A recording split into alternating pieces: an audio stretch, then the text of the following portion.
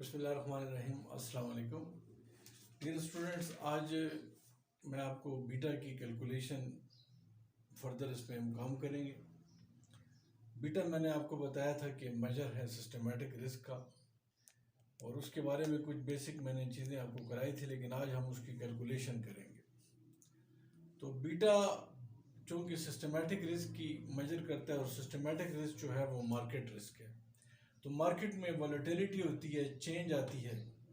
कभी शेयर की प्राइस जो है वो अप हो जाती है, कभी शेयर की प्राइस डाउन हो जाती है। तो वॉलेटिलिटी जितनी ज़्यादा होगी उतना ज़्यादा रिस्क भी इन्वॉल्व होगा। जब रिस्क ज़्यादा होगा तो ज़ाहिर बात है इन्वेस्टर ज़्यादा रिटर्न मांगेगा।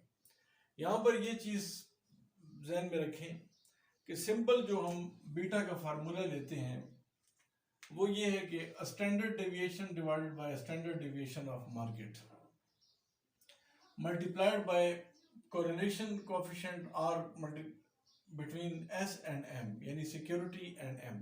यहाँ पर जो स्टैंडर्ड डेविएशन है जो हम लास्ट वीडियोस में कर चुके हैं वो स्टॉक की मैंने दी है, लेकिन स्टैंडर्ड डेविएशन स्टॉक और similarly divided by standard deviation of market, ये हमने ये देखना है कि जो रिस्क है उसके लिए मार्केट के लिहाज से कितना आ रहा है। लिहाजा चूंकि मार्कोविट्स जो थ्योरी है वो ये कह रही है कि जो मार्केट के अंदर डाइवर्सिफिकेशन की जाए तो ऐसे एसेट्स या ऐसी सिक्योरिटीज के दरमियान की जाए कि जिसके अंदर शेयर में जो मतलब है जो इफेक्ट हो वो इनवर्स इफेक्ट हो या अपोजिट इफेक्ट हो। मिसाल के तौर पर अगर एक शेयर की कीमत बढ़ रही है तो दूसरे की गिर रही है, यानी उनके दरमियान जो कोरिलेशन है, उनके दरमियान जो रिलेशनशिप है या कोरिलेशन जो है उनके दरमियान जो है वो नेगेटिव हो। नेगेटिव का मतलब है कि एक अगर प्लस है सिक्योरिटी ए तो सिक्योरिटी बी जो है वो नेगेटिव हो। तो हम कोरिलेशन को, जैसा कि आप जानते हैं, कोरिलेशन को हम आर के साथ डिनोट करते हैं। बाज़ सूत्रों में इसको पी के साथ भी डिनोट किया जाता है, रो, लेकिन हम अपनी आसानी के लिए इसको आर के साथ डिनोट करेंगे। अब जो कोरिलेशन है, कोरिलेशन किसको कहते हैं? कोरिलेशन से मुराद ये है कि ये एक लीनियर रिलेशनशिप को शो करता है कि जो मतलब है पॉजिटिव भी हो सकता है, नेगेटिव भी हो सकता है और ज़ीरो भी हो सकता है। तो कोरिलेशन जो है उसकी मुख्तलिफ किस्में हैं, लेकिन हम जो मोस्ट कॉमनली ले रहे हैं वो पॉजिटिव कोरिलेशन है। मिसाल के तौर पर अगर एक सिक्योरिटी की कीमत बढ़ती है तो दूसरे की भी बढ़ती है, एक की घटती है तो दूसरे की भी घटती है, ये पॉजिटिव कोरिलेशन है। नेगेटिव कोरिलेशन क्या है? नेगेटिव कोरिलेशन से मुराद ये कि एक सिक्योरिटी की कीमत बढ़ती है तो दूसरे की घटती है। इसी तरह जीरो कोरिलेशन का मतलब है कि दोनों के दरमियान कोई राब्ता नहीं बनता, कोई मतलब वास्ता नहीं बनता। तो इन अदर वर्ड्स ये कह सकते हैं कि फ़र्ज करते हैं कि हम कहें कि अमेरिका में जूतों की डिमांड और पाकिस्तान में डेथ रेट का आपस में क्या ताल्लुक है, तो ये मतलब इनके दरमियान कोई कोरिलेशन नहीं हो सकता, ये ज़ीरो कोरिलेशन है। लेकिन हम कोरिलेशन जो है वो एस्टेब्लिश कर सकते हैं between the two variables on the basis कि हम मिसाल के तौर पर ये देखना चाहें कि ये इनके दरमियान स्ट्रेंथ कितनी है। तो बेसिकली जो कोरिलेशन है, कोरिलेशन क्या बताता है कि correlation shows the strength of the linear relationship. Correlation क्या बताता है? कोरिलेशन बताता है कि लीनियर रिलेशनशिप की आपस में क्या स्ट्रेंथ है, यानी पॉजिटिव है, नेगेटिव है, तो वो कितना है। अगर मिसाल के तौर पर पॉजिटिवली तो परफेक्ट पॉजिटिव हो सकता है, और स्ट्रॉन्ग पॉजिटिव हो सकता है, या वीक पॉजिटिव हो सकता है, ये स्ट्रेंथ। तो हम जब कोरिलेशन की बात करते हैं तो कोरिलेशन किसको कहते हैं? कोरिलेशन जो है वो परफेक्ट पॉजिटिव हो सकता है, परफेक्ट पॉजिटिव हो सकता है, और स्ट्रॉन्ग पॉजिटिव हो सकता है, स्ट्रॉन्ग पॉजिटिव हो सकता है, और वीक पॉजिटिव हो सकता है। या मिसाल के तौर पर हम कह सकते हैं कि जीरो कोरिलेशन भी, लेकिन ये तीन हालतें बेसिकली होती हैं, perfect positive, strong positive, weak positive. Negative correlation जो है, नेगेटिव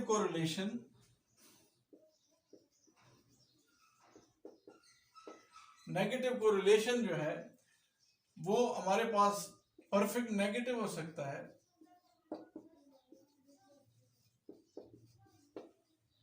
या मिसाल के तौर पर हम इसमें कह सकते हैं कि स्ट्रॉन्ग नेगेटिव हो सकता है।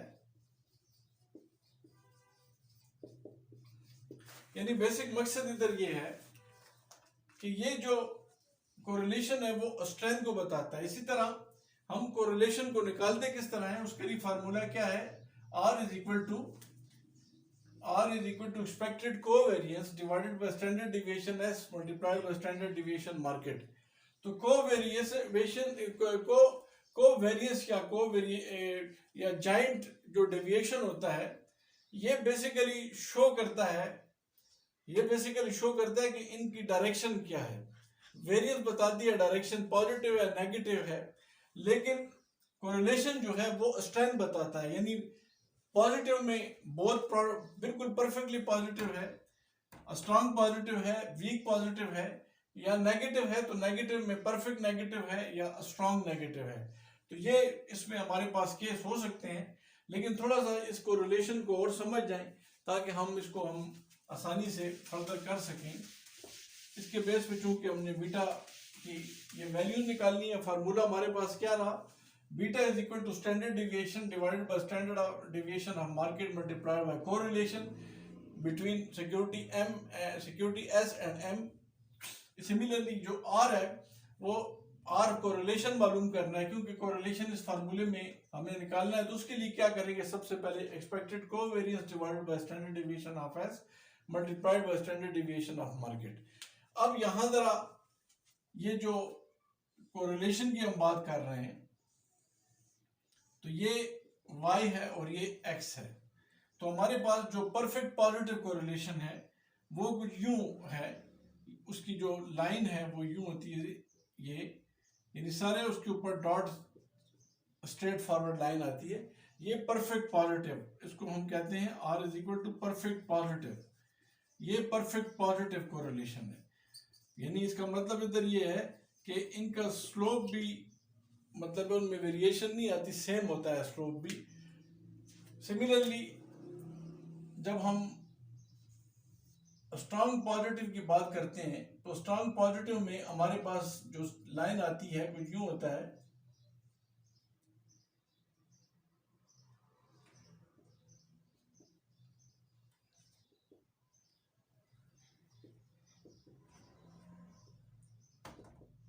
इसका मतलब है कि ये लाइन हमारी अगरचे थोड़ा सा लाइन से हट के है, लेकिन फिर भी लाइन के साथ साथ है। यानी ये जो डॉट आ रहे हैं वो लाइन के साथ साथ आ रहे हैं, स्ट्रेट लाइन को कवर करते हैं। तो ये स्ट्रॉन्ग पॉजिटिव कोरिलेशन शो कर रहा है कि लाइन से ज्यादा दूर नहीं है जो हमारे पास स्ट्रेट लाइन आ रही है। तो ये ध्यान में रखें कि जो स्ट्रॉन्ग पॉजिटिव है उसमें भी कोरिलेशन है, लेकिन उनका स्लोप जो है वो सेम नहीं आता। सिमिलरली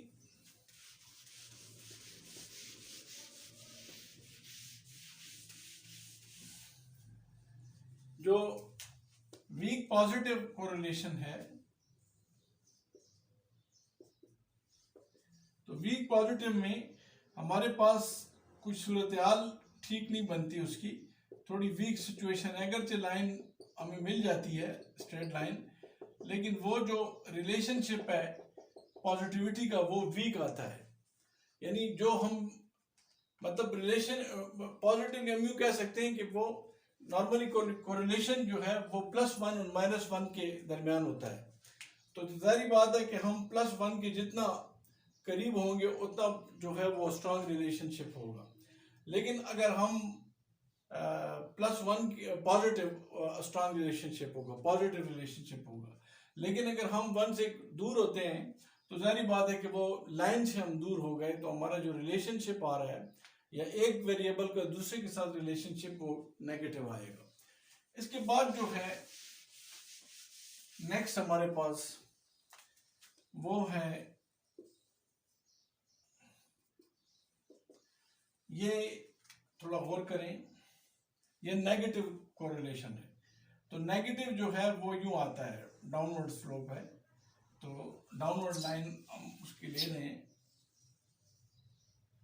तो यहां पर ये डॉट डॉट नेगेटिवली शो कर रहे हैं। तो ये परफेक्ट नेगेटिव रिलेशनशिप है जिसमें कि ये एक लाइन के ऊपर ही डॉट डॉट सारे आते हैं। लेकिन जब हम, ये परफेक्ट नेगेटिव था, लेकिन जब हम स्ट्रॉन्ग नेगेटिव निकालते हैं तो वो लाइन तो आ रही है लेकिन वो कुछ यूं होती है, यानी इनका जो रिलेशनशिप है वो स्ट्रॉन्ग है नेगेटिव लेकिन परफेक्ट नहीं है। तो यूं जो ये, इसको हम क्या कहते हैं, नेगेटिव, स्ट्रॉन्ग नेगेटिव रिलेशनशिप, हम उसको परफेक्ट नेगेटिव रिलेशनशिप नहीं कहते। और जो जीरो कोरिलेशन होता है उसकी लाइन, उसका क्या सिचुएशन आती है, वो बहुत ज्यादा स्कैटर्ड होता है, उसका कुछ तुक ही नहीं बनती है, लॉजिक ही नहीं बनती उसकी, कोई मंतक ही नहीं बनती उसकी, लिहाजा वो, उसको हम जीरो कोरिलेशन कहते हैं। क्या कहते हैं? Zero correlation.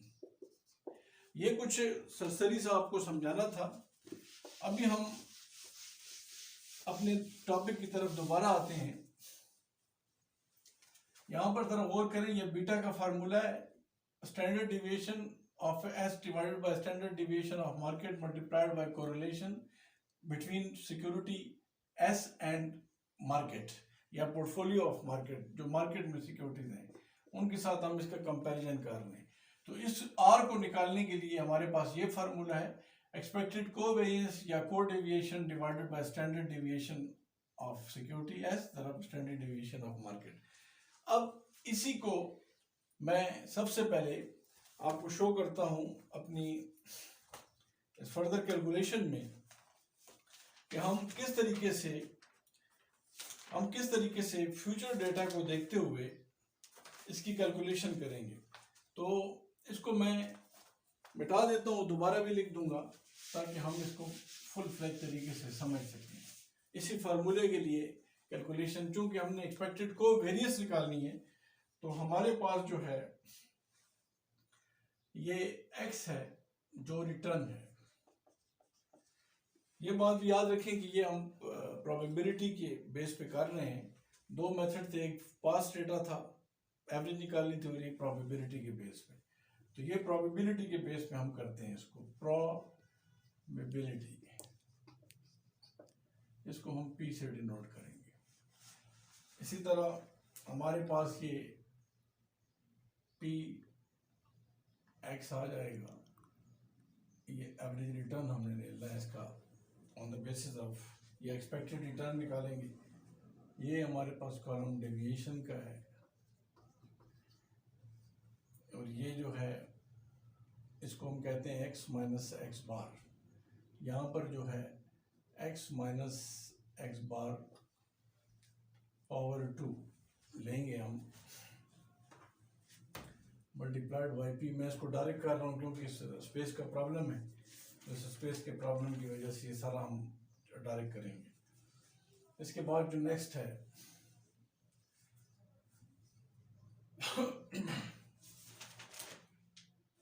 तो ये हमारे पास है, पहला कॉलम कौन सा है? रिटर्न का है। ये एक्चुअल रिटर्न जो है, ये प्रोबेबिलिटी है P है, ये एवरेज एक्सपेक्टेड रिटर्न है, ये डेविएशन है x minus x bar power 2 multiplied by P। तो फर्ज करते हैं कि 30% है, ये रिटर्न परसेंटेज में है 30%। इसके बाद जो है 20%, और फिर जो है वो 0% है। सिमिलरली इसकी जो प्रोबेबिलिटी है 0.30 है, इसकी जो प्रोबेबिलिटी है 0.40 है, इसकी जो प्रोबेबिलिटी है वो 0.8 है। इसके अलावा जो है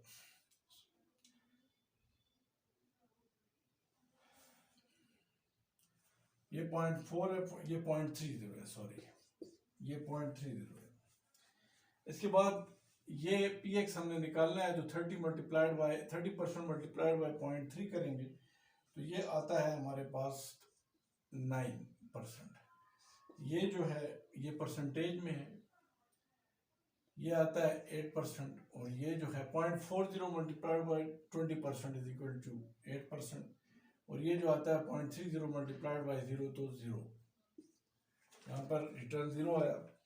ये डेविएशन हमने ले लिया x माइनस एक्स बार 30, तो हमारे पास जो प्रोबेबिलिटी से ये जो एक्सपेक्टेड रिटर्न आया है 9 + 8 इज इक्वल टू 17% आ गया, यानी EPX एक्सपेक्टेड रिटर्न जो आ गया हमारे पास, या EX बार जो है, या जिसको आप कह सकते हैं, या इसको ज़्यादा बेहतर जो है EPX कहें, या इसको x bar is equal to 17% कहें, ज़्यादा जो हम पढ़ते आए हैं।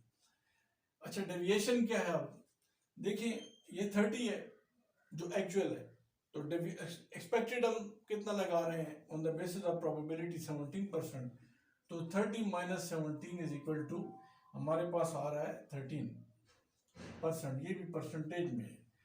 यहाँ पर जो है ये 3 है, और ये जो है -17% है, यानी यूँ कह लें कि 20 - 17 इज इक्वल टू 3 यहाँ पर, और 20 - 17 is equal to 3, 0 - 17 is equal to 17 आया, ठीक है जी, परसेंटेज में।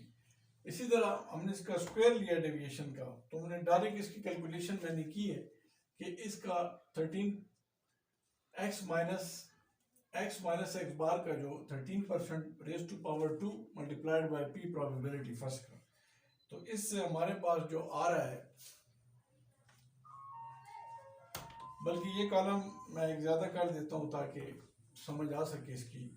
पर यहाँ पर ये x माइनस एक्स बार को प्रोबेबिलिटी से हमने मल्टीप्लाई किया, तो ये आता है 50.70%, ये आता है 3.6%, इसको ऊपर ही परसेंटेज में लिख देंगे, ये परसेंटेज में ही है, और ये 86.7%। तो हमारे पास बेसिकली जो वेरिएंस आ गई है 141% स्क्वायर आती है, या इसको हम कहते हैं समेशन x माइनस एक्स बार पावर 2 मल्टीप्लाइड बाय जो है वो p है ये। तो इसका ये तो वेरिएंस आ गई। अब हमने इसका स्टैंडर्ड डेविएशन निकालना है, तो x माइनस एक्स बार का स्टैंडर्ड डेविएशन हम किस तरह निकालते हैं, इसको हम सिग्मा स्क्वायर कहते हैं। तो हम जब इसका स्टैंडर्ड डेविएशन लेते हैं तो हम यूँ फार्मूला में इसको लिखते हैं x minus x bar probability के साथ मल्टीप्लाई, तो standard deviation is equal to 141% square is equal to हमारे पास जो आ गया 11.87%, यानी इसको आप इसका रूट ले लें, इसका रूट ले लेंगे तो अंडर रूट जब लेंगे इसका 141% स्क्वायर का, तो हमारे पास 11.87% हमारे पास क्या आ जाएगा, सिग्मा या स्टैंडर्ड डेविएशन ST जो है वो 11.87%। तो ये हमने किसका लिया है? सबसे पहले हमने लिया है सिक्योरिटी S का। ये किसका लिया है? सबसे पहले सिक्योरिटी S का। अब क्योंकि फार्मूला हमने कवर करना है, अब ज़हन में आपने लिखना है, आप साथ साथ वीडियो देखते रहेंगे तो समझ आएगी आपको। जहाँ पर समझना है रिवाइंड करके फिर वीडियो लगा कर देखें तो समझ आएगी। ये आपके पास स्टैंडर्ड डेविएशन ऑफ S आ गई है, स्टैंडर्ड डेविएशन ऑफ S।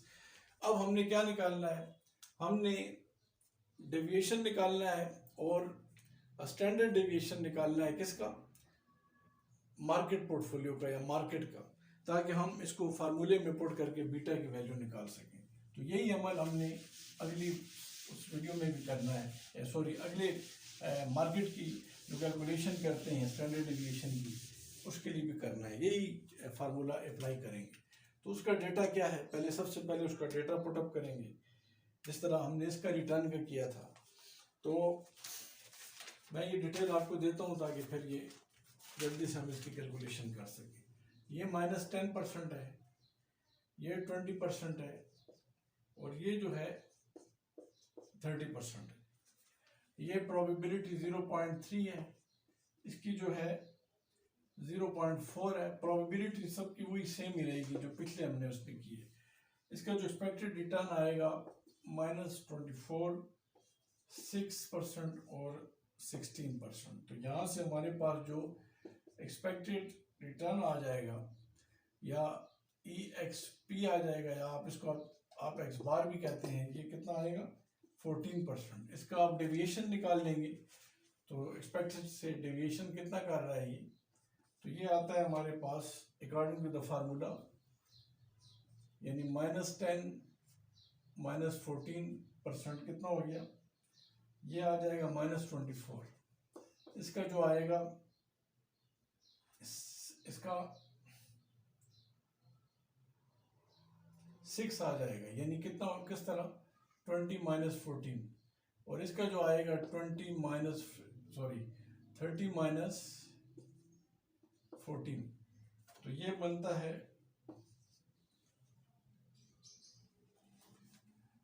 30 - 14 कितना बनता है 26। तो ये आ जाएगा 30 -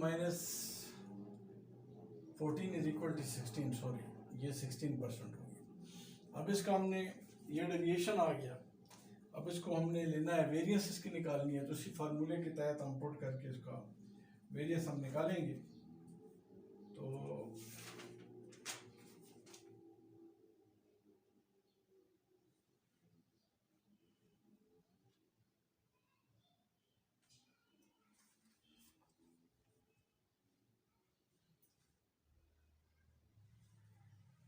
-93.6%, 7.2%, -81.6% divided by total sum of -168% तो ये आ गया हमारे पास वेरिएंस सिग्मा स्क्वायर। तो हमने इसका सिग्मा स्क्वायर का ये हमने इस फार्मूले के तहत करना है, summation x - x bar multiplied by p whole square. तो हम इसका वैल्यूज डायरेक्ट पुट कर दें, -168% =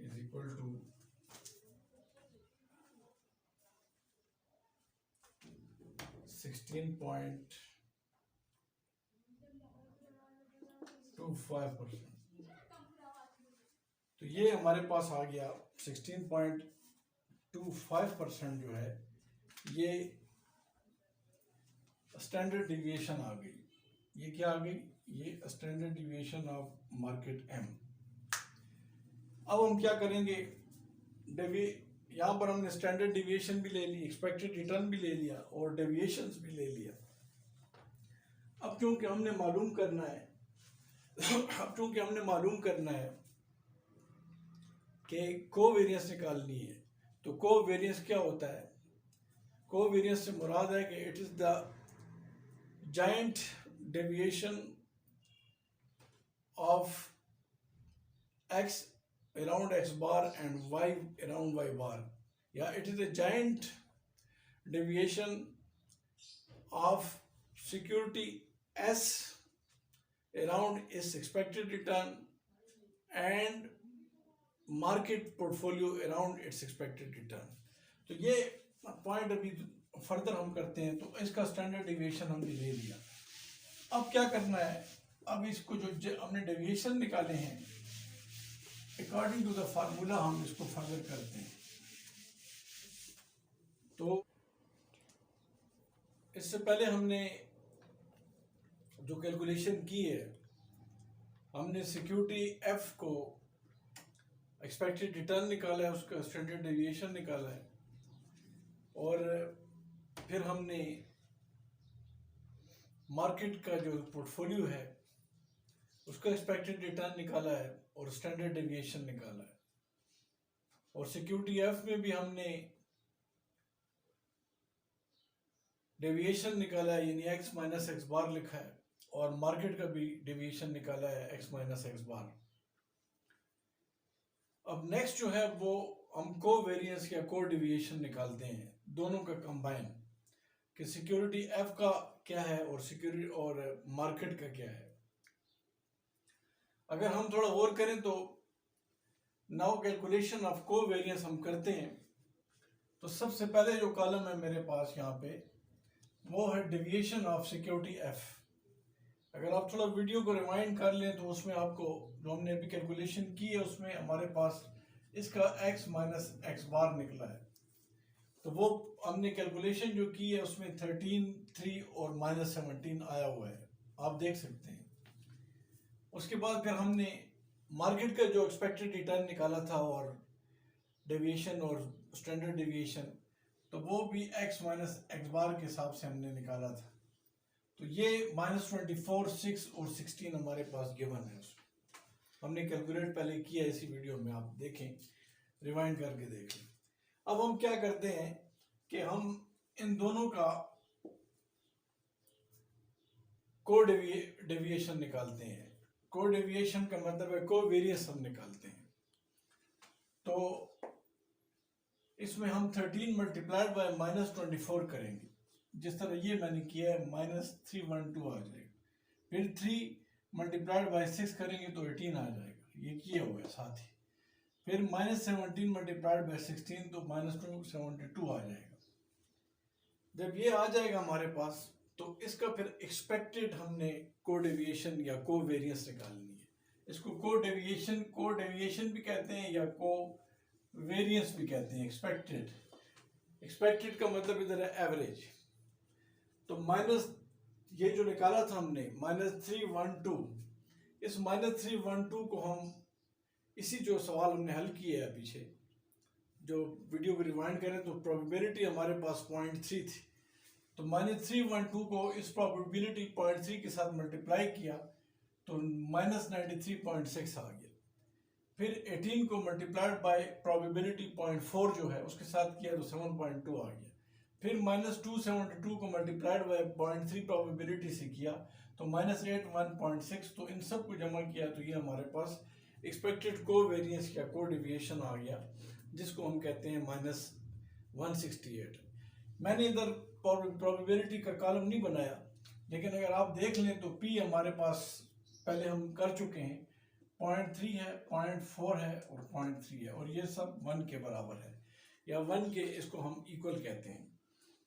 अब यहाँ पर जो नेक्स्ट है कोवेरिएंस तो हमें मिल गई है, लिहाजा अब हम R इसको कैलकुलेट कर सकते हैं। तो हमारे पास एक्सपेक्टेड कोवेरिएंस जो आ गई है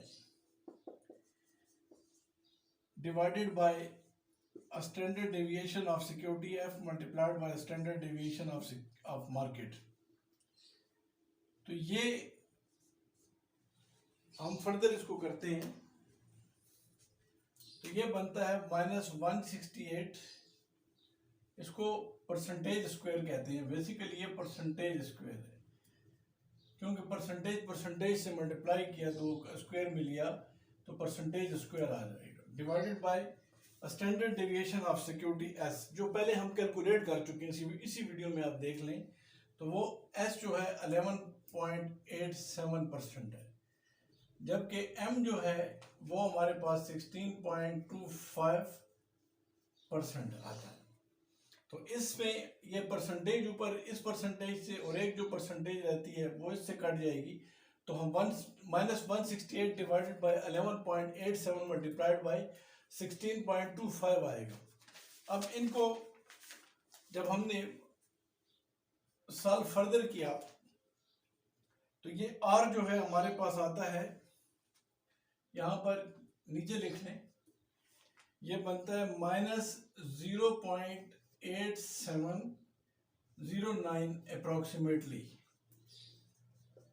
इसका मतलब इधर ये हुआ कि ये जो कोरिलेशन है वो नेगेटिव है और स्ट्रॉन्ग नेगेटिव है। यानी मतलब इधर ये है कि अगर सिक्योरिटी एफ की कीमत कम होती है तो मार्केट की ज्यादा होती है, या यहां पर हम ये कह सकते हैं कि सिक्योरिटी एफ की कीमत ज्यादा होती है तो मार्केट में बाकी की कम हो रही होती है। यानी इनके दरमियान जो कोरिलेशन है वो नेगेटिव है। यानी अगर एक की कीमत हम यूँ कह सकते हैं कि हमारे पास हमने जिस सिक्योरिटी में इन्वेस्टमेंट करनी है एस में, तो वो सिक्योरिटी जब अप होती है उसकी शेयर की प्राइस, तो मार्केट में बाकी जो सिक्योरिटीज हैं वो डाउन हो रही होती हैं। लिहाजा इनमें पॉजिटिव कोरिलेशन नहीं है, पॉजिटिव नहीं है, बल्कि क्या ताल्लुक है, नेगेटिव है। अब हमारे पास जो आर है या कोरिलेशन है, आर है या correlation between S and M है, यानी correlation between S and M जो है वो -0.8709 आ गया। अब हम इसके बेस पे बीटा की कैलकुलेशन आसानी से कर सकते हैं क्योंकि हमारे पास इसका रिजल्ट आ चुका है। अब बीटा जो हमने पहले फार्मूला शुरू में इस वीडियो की शुरू में मैंने आपको लिखाया था कि बीटा का फार्मूला क्या था हमारे पास, कि standard deviation of security S जो है मल्टीप्लाइड बाय कोरिलेशन, ये जो आर है between S and M, security S and M market, divided by standard deviation of M. अब ये हमारे पास ऑलरेडी सॉल्व है, यानी हमने स्टैंडर्ड डेविएशन एस हमने लिए हुआ है 11.87% मल्टीप्लाइड बाय कोरिलेशन जो है हमारे पास यहाँ पर जो आ रहा है -0.8709, ये हमने कैलकुलेट किया हुआ है, डिवाइडेड बाय, इसको डिवाइड किया standard deviation of M, M के जो स्टैंडर्ड डिविएशन है वो 16.25% है। तो ये इज इक्वल टू कितना बनता है, ये इज इक्वल टू बनता है हमारे पास -0.636, ये बनता कितना है -0.636, यानी हमारा बीटा माइनस में आ रहा है। यानी इधर मतलब ये हुआ कि मार्केट में अगर सिक्योरिटीज बाकी सिक्योरिटी 10% कमा रही हैं तो हमारी जो सिक्योरिटी है वो 5% कमा रही होगी।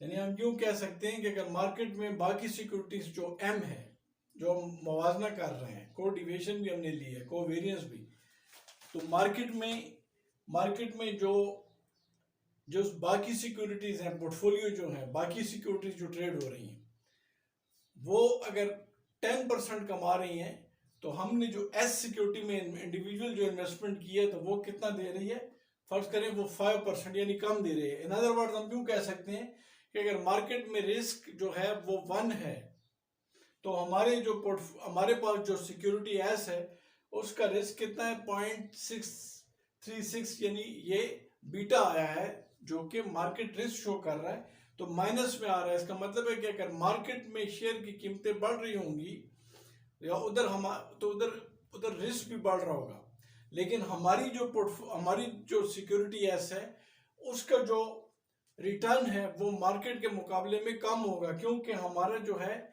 वो कोरिलेशन नेगेटिव आ रहा है, लिहाजा हमारा इधर बीटा भी नेगेटिव आया है। तो बीटा अगर नेगेटिव आ गया है तो इसका मतलब इधर ये होगा कि हमारा जो रिटर्न है वो भी कम होगा। यानी यूँ कह सकते हैं कि अगर फर्ज करें कि ऑन एवरेज मार्केट में 1 रुपया कमाया जा रहा है तो हमें ये सिक्योरिटी कितना कमा के दे रही है, 0.63, यानी इसका जो रिस्क है वो 0.63 है, जबकि मार्केट के अंदर बाकी कंपनीज का जो है वो 1 है।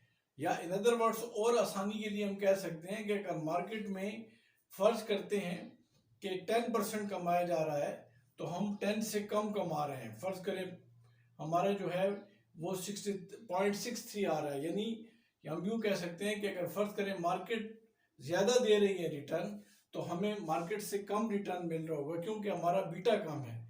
जब मार्केट रिस्क कम होता है, बीटा कम होता है, तो रिटर्न भी कम होता है, और जब रिटर्न कम होता है तो इसका मतलब है कि हम सोच सकते हैं कि आया इस पोर्टफोलियो में इन्वेस्टमेंट की जाए या न की जाए, क्योंकि हमारी कोशिश यही है कि हमारे पास एक अकॉर्डिंग टू मार्केट थ्योरी एक ऑप्टिमल इन्वेस्टमेंट होनी चाहिए।